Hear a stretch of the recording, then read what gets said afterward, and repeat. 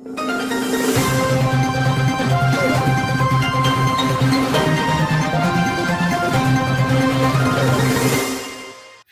से खबर शामिल करते हैं। फैसलाबाद में एसएसपी ऑपरेशन हमारा शराजी की पुलिस लाइन कॉम्प्लेक्स में क्राइम मीटिंग में सदर डिवीजन और जड़ावाला डिवीजन के एसएचओस ने शिरकत की। दौरान मीटिंग क्राइम की सूरत हाल, जेर तफ्तीश मुकदमात और एसएचओस की कारकर्दगी का जायजा लिया गया। मुलजिमान को जल्द अज जल्द गिरफ्तार करके मुकदमात को मेरिट पर यकसू किया जाए। एसएसपी ने क्राइम मीटिंग में कहा कि एसएचओस टेक्निकल वसाइल को ब्रोकर लाते हुए मुलजिमान खतरनाक गैंग्स को ट्रेस करके गिरफ्तार करें। छीने गए और चोरीशुदा मोबाइल, मोटरसाइकिल्स और माल मसरूका ट्रेस करके जल्द अज जल्द मालकान के हवाले किए जाएं।